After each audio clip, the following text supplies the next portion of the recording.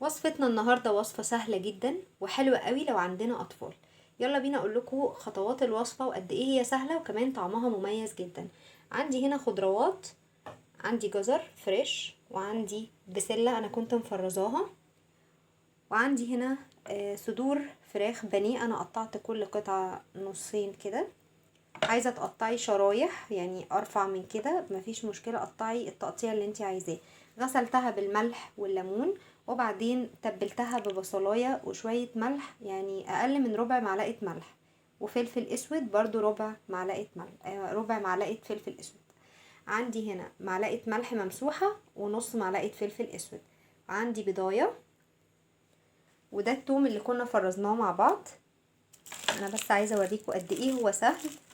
هو المفروض ان هو ما يفكش، بس انا حابه اوريكم انا باخد منه. انا طبعا يعني خدت منه، بس عايزه اوريكم. بصوا المكعبات بتبقى متكسره لوحدها، شايفين؟ انا هاخد برضو مكعب اهو. قد ايه الموضوع سهل جدا، بس انا حبيت قبل ما اطلع من الكيس اوريكم ان المكعبات بتتفكك لوحدها. بصوا لو دوست كده كل ده متفكك. وده رز، وده رز بسمتي، اي نوع رز بسمتي. ممكن تعملي بالرز العادي، بس انا بحبه الوصفه دي بحبها بالرز البسمتي. انا عملت كوبايه ونص، جبت ربع كوبايه زيت، وحطيتها في الحله وحطيت عليها الرز بعد ما غسلته. انا ما بنقعش الرز البسمتي.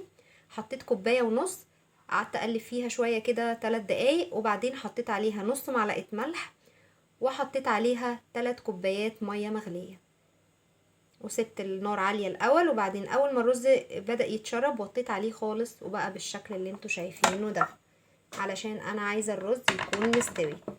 شايفين؟ اول حاجة هنجيب طاسة كده تكون غويطة، ونحط فيها ربع كوباية زيت، ونبدأ ننزل بالفراخ بتاعتنا.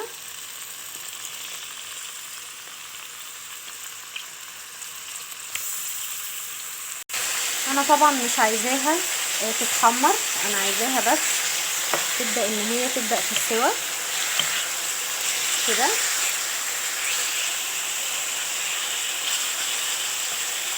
اقلبها كلها على الجنب التاني. بعد ما وصلت في المرحله دي هننزل بمكعب الثوم، ونبدا نقلبه بقى في كل الفراخ بتاعتنا كده.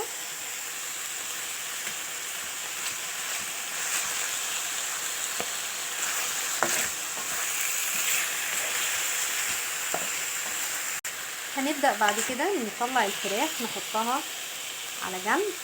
في نفس الطاسه هننزل بالخضار بتاعنا، وهنديله تشويحه كده. وبعدين بعد ما شوحنا الخضار، ممكن تحطي بروكلي، ممكن تحطي فلفل الوان، ممكن تحطي قرنبيط، ممكن تحطي اي خضار انتي بتحبيه. هنبدأ نرجع تاني بالفراخ ونقلب مع الخضار.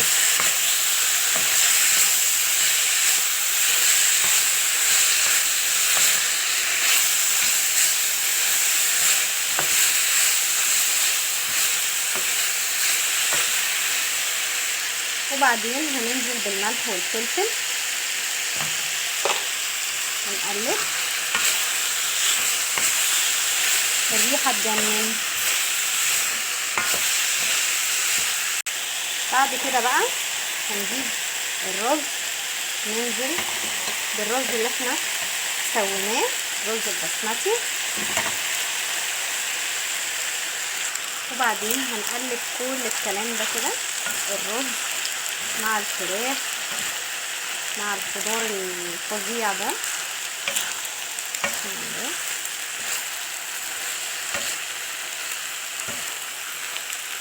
وبعد ما قلبناه هناخد الفراخ كده على جنب، ونيجي في جنب فاضي وننزل بالبضايه دي. طبعا انتي بتعملي الكميه اللي انتي عايزاها، يعني عندك افراد كتير هتاكل من البيض والحاجات دي، نقوم بس عاملين كده ونقفل كده على البيضه دي. عايزه تحطي طبعا كميه اكبر حسب العدد وحسب اللي حابب يعني، ان مش كله هيبقى بيحب البيض. هنقفل عليها بس كده بالرز، وبعدين هنغطي الخليط ده، هنغطي الرز بتاعنا لمدة بالظبط 10 دقايق، ونرجع نغرفه مع بعض واوريكم هيبقى عامل ازاي، هيبقى طعمه وشكله يجنن. وبعد 10 دقايق نفتح بقى ونشوف الاكل الفظيع ده. ومجرد ما البضايه بتستوي السوى اللي انت عايزاه، بتبداي تفتحي كده وتشوفي تمام كده تطلعي. احنا بس مستنيين علشان البيض. بمجرد ما البيضه بتاعتنا بتبدا تستوي بنبدا بقى نغرف. بسم الله، شايفين الجمال؟